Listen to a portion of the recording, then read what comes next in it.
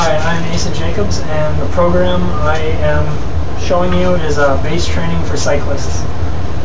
Over the course of the summer, I will be doing five separate races. They're all on gravel country roads, and they're all 100 miles long.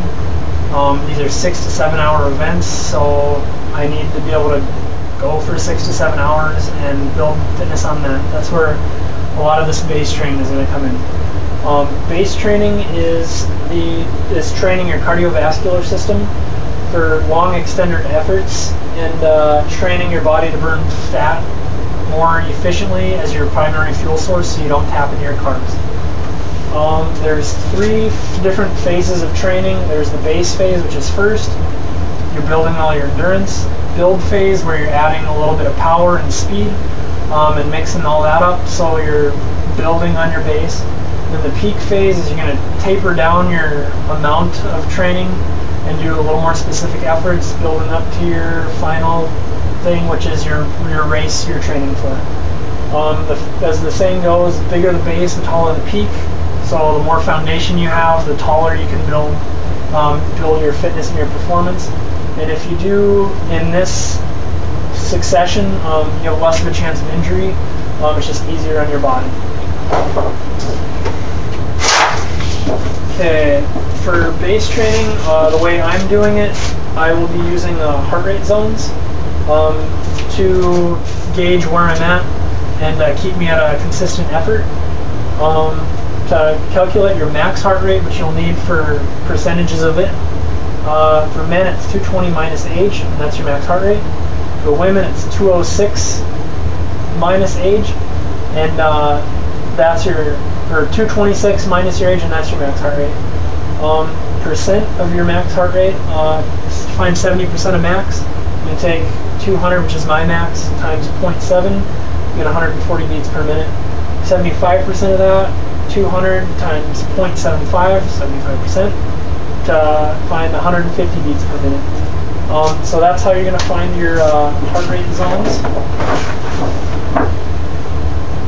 or your percentages. Heart rate zones, there are 5 main zones. The healthy heart zone, I use that for a warm-up or cool-down, but somebody who's out of shape or doesn't do a lot of working out would maybe stay here to get started.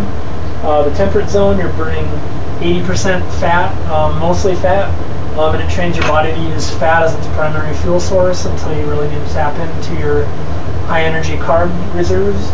The aerobic zone, it's about 50-50 carbs and fats burned, but you're really increasing your heart, blood vessel size, and getting a lot of stroke volume every time your heart pumps. 80 to 90, that's aerobic zone, 70 to 80%. 80 to 90% is your anaerobic threshold zone. You're going to get fitter a little faster, but you're going to start building up lactic acid, so this effort is only going to be able to last for 1 to 2 hours. And then from 90 to 100%, you have your red line zone. These are max efforts, very short in duration, from a couple minutes, 10-15 minutes, down to just a couple seconds. For my base training program, it's a 2-month program starting January 1st and ending the last day of February. It's 8 weeks. Week 1 is going to be 8 hours on my bike at 70% of max heart rate. It's nothing fancy. You get on the bike, you get your heart rate to where it needs to be, and you stay there for 8 hours out of the week. So you can break up 8 hours into as many days as you need to. I'll probably do 4 that week, 4 2-hour days. Week 2 is 10 hours at 70% of max. So 2 hours, 5 days a week. Week 3, 12 hours. So I'll just make sure to get 12 hours of total training time in during that week. Week 4 is a recovery week. Every 3 weeks I do 1 recovery week. And these are 8 hours at 60 to 70%. It just keeps your body biking, keeps the motion familiar and keeps you from getting tight. Week 5 is the first of the hard weeks. It's 15 hours. That's 3 hours, 5 days a week at 70% of max, so 140 beats. Week 6, 15 hours at 72% of max. That's about 144. Week 7 is 15 hours at 75% of max. It's 150 beats per minute for 15 hours, so 3 days a week, or 5 days a week for 3 hours. Week 8 is another recovery week, just like week 4. 8 hours at 60 to 70 beats per minute, or 60 to 70% of your max heart rate. Pretty easy week, and then from there it's the next phases of training. So stuff that I'll be doing all season, or even during base or the off season, is I'll be weightlifting, getting leg stuff in shape. After workouts, I'll be using a foam roll to work out knots in my muscles. I'll also use the stick. A lot of runners use these. It gets all the tough spots out of your muscles and really loosens your legs up before you stretch. Pedaling techniques while I'm on my bike. And then maintenance of my legs. I'll use resistance bands just to keep the insides, outsides, fronts, backs of my legs balanced, to keep me from getting like a tight IT band and getting an injury. In a day of training, if you are going to do your workout in the afternoon, then you have plenty of time to eat before. Try to eat 3 to 4 hours before. And if you don't have that much time, I would recommend just not eating before you go out and get your warm-up in, and then start eating on your bike. Cliff Bars, goos, you can have calories in your water bottles. It's a lot easier on your stomach once you're going. For training, I'll use a fan just to keep me cool because there's no wind resistance and I'm not going to be outside. I will use a trainer. My bike's attached to it. 2 water bottle cages. I'll drink about a bottle an hour. So a 3-hour ride, I'll have 3 bottles, and that just turns the rear wheel, and that's the resistance unit.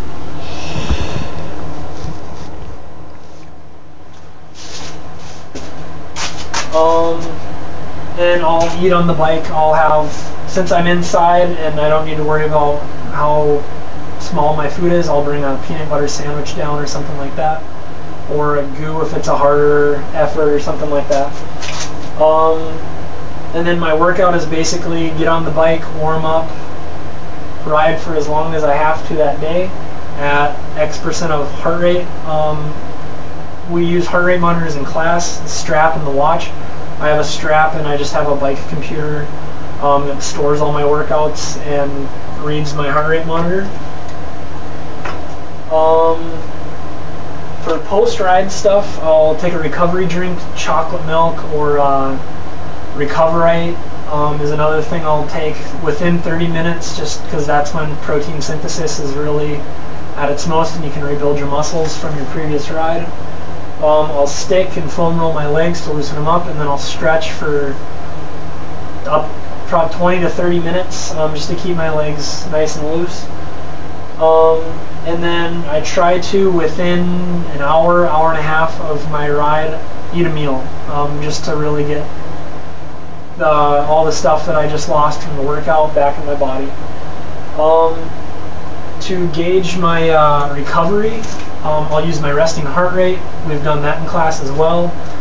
Mine's usually about 37, 38 beats a minute if I'm fully recovered, laying in bed.